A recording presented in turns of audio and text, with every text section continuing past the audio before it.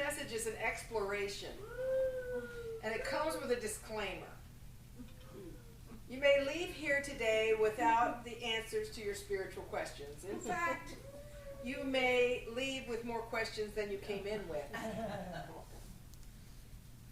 Those of us who have been in Unity for a while have hopefully given up the notion of finding pat answers. What causes us to stay so connected to Unity over the years has a lot to do with the movement's commitment to the continual unfolding of each individual's spiritual awareness. I have always loved the statement from Charles Fillmore, our co-founder. He said, "I reserve the right to change my mind should spirit reveal a higher truth." The Unity way of life is a provocative philosophy that invites all of us to an ever-deepening personal connection with our God. Spiritual evolution ensures that we will periodically arrive at crossroads where we are dismayed to find our understanding of God melting into new and more profound questions. Those of us raised in religious families were most likely taught some sort of dogma. You know what I mean by that, right? A set of beliefs that were deemed the truth. As a Catholic child, I was taught the Catechism, a book in which were listed questions about God and the answers to those questions. My job was to memorize it. And when I was able to flawlessly recite what I had memorized, I would be deemed ready to receive First Holy Communion. Later, there came a thicker catechism with more complex spiritual questions and more detailed and even more specific answers. Again, I was instructed to memorize these answers in preparation for confirmation. I'm wondering if that sounds at all like any of the religious traditions you came out of. But the truth is we all have our dogmas, powerful structures of belief that form our view of the world. Sometimes I laugh at Unity. First we tell you that Unity has no dogma, and then we promptly ask you to recite the 5 foundational principles, and we call them truth principles. So okay, there's a tiny bit of hypocrisy there, well-meaning as it may be. But we're all willing participants. Be honest. Is there not some part of you that is desperate to be sure about something? Isn't it a relief to nail something down in your mind and not have to wrangle with it again? But today, we're going to dig a bit deeper. And my hope is that none of us leaves here thinking we have the final and definitive truth about God or spirituality. I hope we leave knowing that we are always being called higher, to a more expanded awareness that will allow our spiritual life to evolve from a set of beliefs and move toward a personal connection with our God. So let's take a look at where we are. Unity's first principle, foundational principle we call it, gives us a definition of God that is very different from the one I learned in my childhood. How about you? Any different? All right. It says there is only one presence and one power in the universe and in my life. And that power is God, and its nature is absolute, unchanging good. So right from the get-go, we're challenged. Only one presence and power. What in the world happened to Satan? Those of us who have had the lifelong luxury of blaming his or her bad behavior on the devil, or who have needed to pin down a reason for all the evil and pain in the world, have a conflict on our hands. I still remember the scene where in the first Star Wars movie, where Luke Skywalker and Darth Vader are fighting a duel to the death with their lightsabers. Do you remember that? Yes. Are you old enough?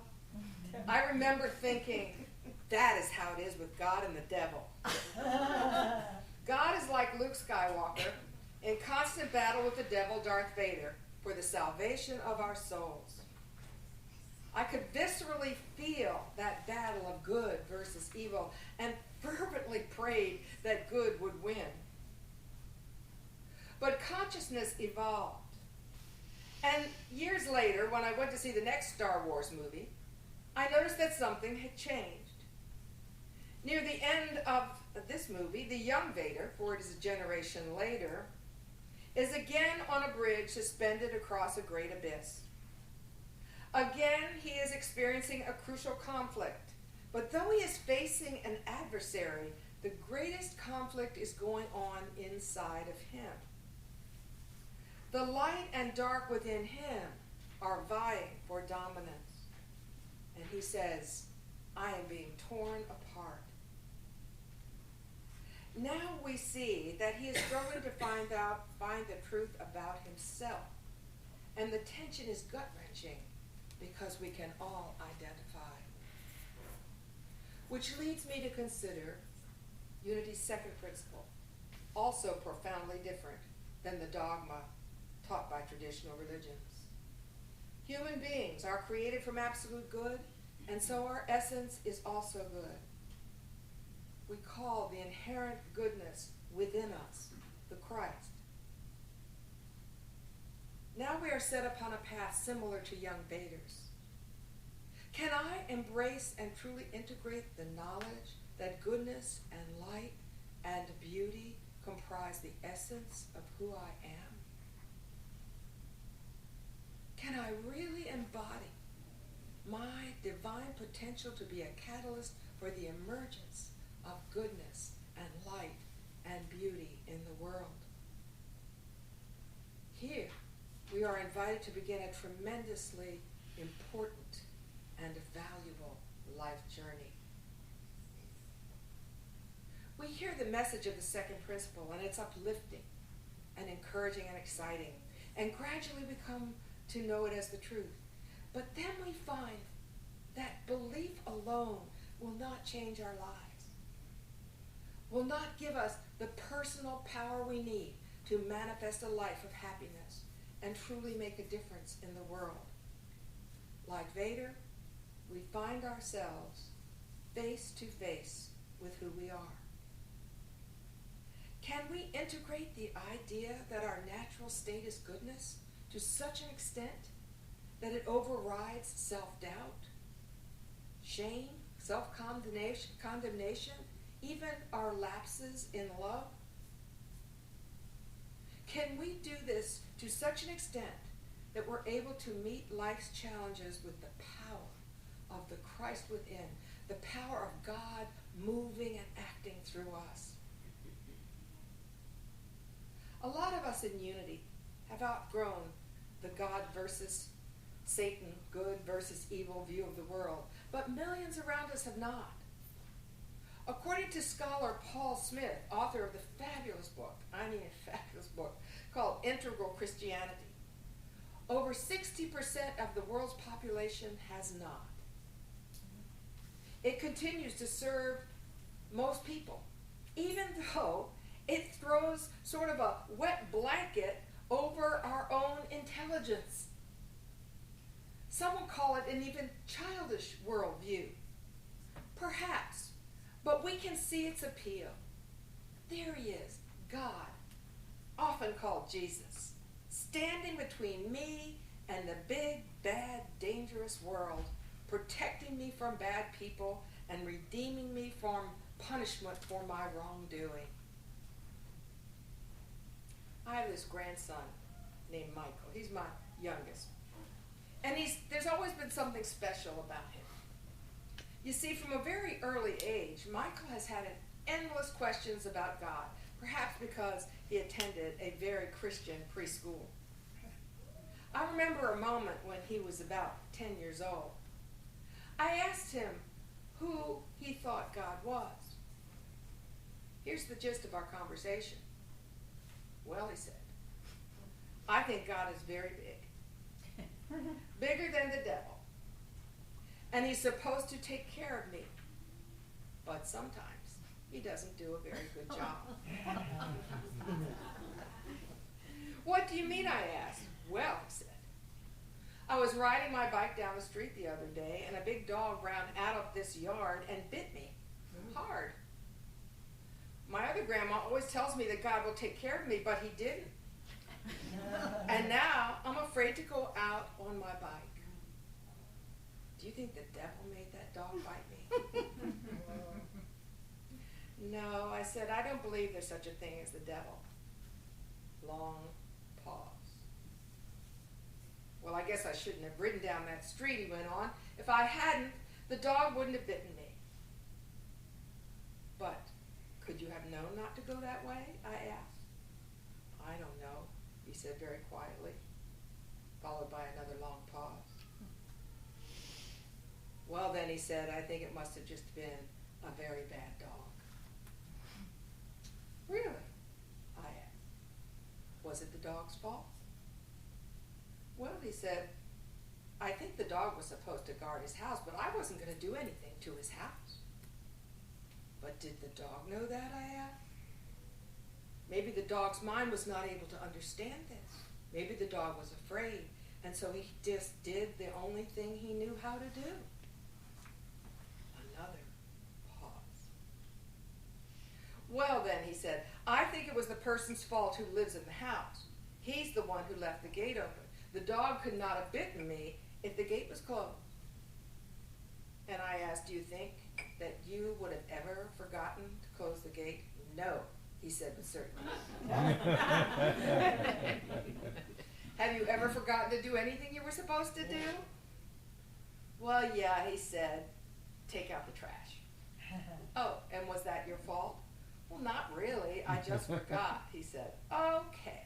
So maybe the dog's owner just forgot to close the gate. Maybe we can't blame him either. So it wasn't Michael's fault, or the devil's fault, or the dog's, or the dog owner's. Who else was there to blame? In Michael's mind, and many people, only God. God did not protect me. Now I can't be sure if he ever will, and I'm afraid to go out and ride my bike. Even at the tender age of 10, Michael's ability to explain why painful things happen, and his concept of a God who would protect him from harm, was dying. It was painful for him and painful to witness. It was hard to see his childlike innocence waning. But I just had to sit with him and allow him to work it out. I knew it would be wrong to fill his head with more fantasy, but I sure wanted to. I wanted to make him feel safe. We talked some more, and I offered a new idea of God. Perhaps God does not keep us from ever getting hurt. Instead, perhaps God is the love that heals us when we do get hurt. Perhaps God can heal your fear so you can go out on your bike again. Your dog bite has healed, so why can't your fear heal also?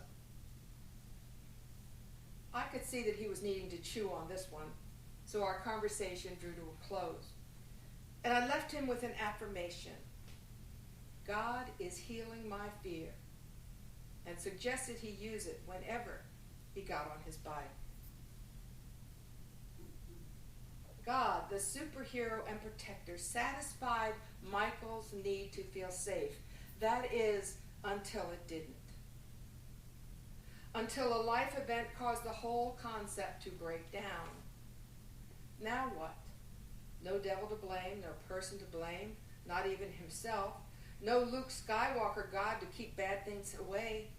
Now Michael has to come to terms with his fear and find the courage within him and reach for a bigger God. It's a journey that will last his whole life, as you and I know. I would venture to say that beneath our beautiful unity teachings, there lives in us vestiges of a belief in a God who is responsible for everything, who causes or at least allows both good and bad things to happen. Be honest. Aren't some of your prayers still pleas to God to fix something or prevent something, especially when you're afraid? I call it prayer to the God I don't believe in, but I still do it. Do you remember ever going through a dark night when you wondered if God even existed at all? The atheistic stage of spiritual growth. Some people hang in there a long time too. Dr. Smith in his book says this is a painful but vitally important phase. Intelligence has re-emerged. We can't buy into our old God fantasies, but we don't yet have anything to put in their place. Yet we cannot seem to stay there, because there's an inner urge that eventually draws us back to the search for God. We can sense that spark of something within ourselves that is greater than our roller coaster emotions and our wounds and our pride and our pain. We know in our souls that there is some source of creation, something greater than our finite minds can comprehend, something infinite. We sense we are somehow connected to this infinite something, and wonder how one has a relationship with it. And if so, what is the nature of that relationship? A new crossroads appears and the search is back on because evolution is nipping at our heels.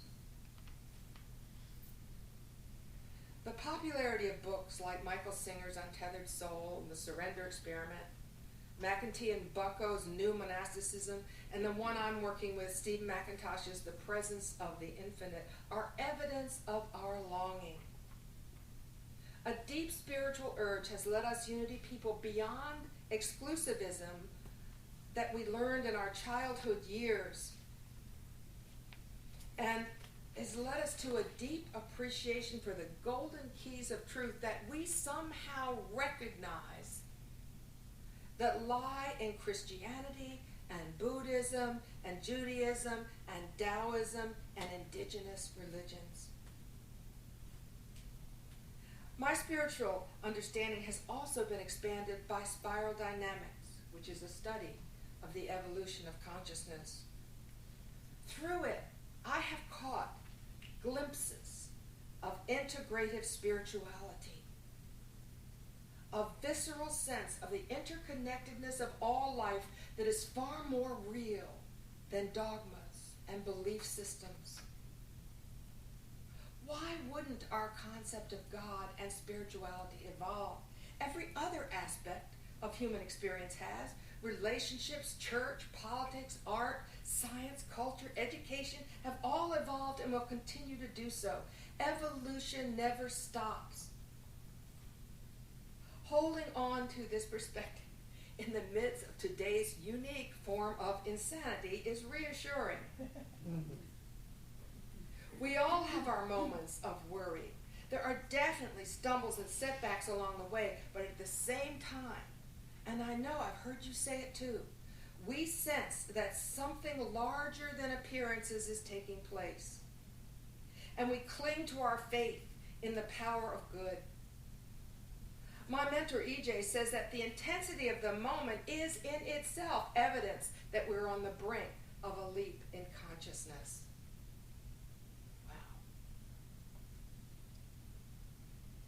Unity teaches a concept of God called panentheism, which is a big word that means that God and the world are interrelated. The world is in God, and God is in the world. Most of us have experienced some sort of what I call a dance with the divine, that clear sense that we are interacting with a power greater than ourselves. We receive downloads of information we call intuition. We suddenly find ourselves capable of doing things we didn't think we could do. We think that about a loved one and he or she calls us. This is immanent God, as close as our own breath. The next moment, we're awed by the power of the transcendent God who shows up as a gorgeous sunset or the constancy and power of the ocean waves, and we sense the truth that everything that lives does so by the power of the infinite life force. God is the substance of all things. God is not only in things, all things are made of God. We are breathing God, waiting around in God, vibrating with God, and so is every living thing. Every creative, loving thought and action is an expression of God or life energy. God is in us, and we are in God. Unity has long called God source or life energy. Well, several years ago, physicists and astronomers discovered that what looked like the empty space out in the universe was not empty at all. They discovered the Higgs boson, sometimes referred to as the God particle. The discovery was hugely important because it signaled the existence of an invisible energy field present throughout the universe that imbues other particles with mass. Wow. Do you realize we could be living through the time when scientists and theologians finally understand how much they have in common? And so, yes, we continue to learn more and more about God. Yet at some point in our journey, this knowing itself is not enough. We long to experience God's presence, as Cindy was talking about this morning. We want to engage in that seeming paradox of both co-creation and surrender. Yes, we're made to manifest abundance in the world. At the same time, we sense the true connection with the infinite calls for us to let all of that go in surrender to divine mind. The natural call to action needs to be balanced with stillness, action and non-action, duality and non-dual wisdom, trusting my inner knowing and letting go of all that I think I know. Paradox is everywhere. So where does this leave us when a dilemma like Michael's rises again? Something happens, a terrible world event or something. An old wound is triggered. In that moment, we need nothing as much as we need comfort and healing. The little child who still lives within the truth student cries out to Father God, Abba, as Jesus called him. We are tired and beaten. All we want is to climb into God's big cushy lap and lay our head on his shoulder and feel those big, powerful arms wrap around us, and we can. Because all the ideas of God we have ever had are still available to us. Anytime we need them, we can reach back for them. Spiral dynamics places Unity's panentheistic concept of God high up on the spiral of consciousness. But it reminds us over and over again of the principle of transcend and include. Integral spirituality means that the evolutionary spiral is not hierarchical. It calls for expanded awareness at every level of consciousness. Thus, the presence of the infinite is available in whatever form or energy we need it to be. The point is that God will never be known by the intellect, only through experience. So if crawling up in the great big lap of God and feeling those arms around you brings you the experience of being loved, it is God.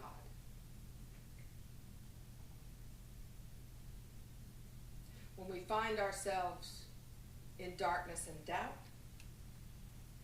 we can be still and know that we are in an incubator in which new awareness is being born. So just for today, let's rest from all this. Let's rest in the presence and feel the breeze and the warm sun and the solid support of the earth and know that God is. A child laughs, God is. A healing flash of insight, God is. Beloved friends, family, and community, God is. courage rises up from inside us, and we know that God is. So I'd like to leave you this morning with a clip from a beautiful film, which a few of you have seen before. It's from this film called As It Is in Heaven, a Swedish film, so it has some subtitles there. The central person in this clip is a woman named Gabriella who sings in the church choir. Gabriella has lived for years in a horribly abusive marriage. Her body and spirit are nearly broken when the new choir director comes to town. Gabriella has a beautiful voice, but her singing has been timid. It reflects her total lack of confidence in the terror that she's lived with day in and day out. Now the choir director has written a song especially for her and wants her to sing it as a solo in the choir's upcoming concert.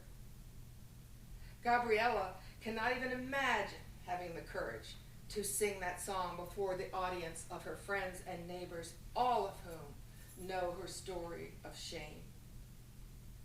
But the love and protection of her beloved choir family has created a new spark in her. Her spirit is moving toward the light, and in the last moment, she reaches deep inside herself and finds the power to sing her song. With her sick, abusive husband in the audience, with her hell and damnation minister also in the audience. Seth, would you start that clip for us?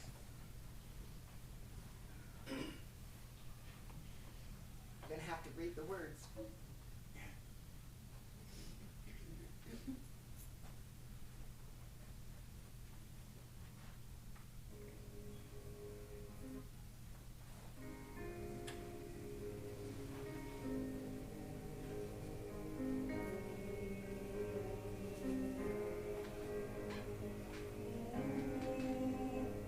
That's her face. Som livet är mitt.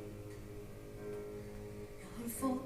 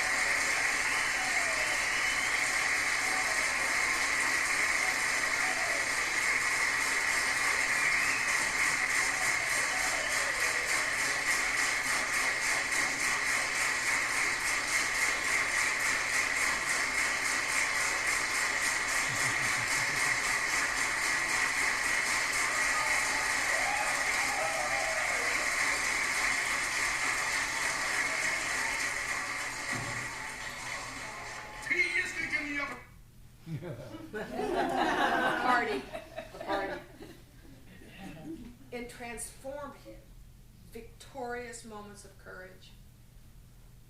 In the stillness of prayer and meditation, in the beauty of nature, in the kindness of others, in the presence of truth, God is in us, around us, beyond it all. God is. And so it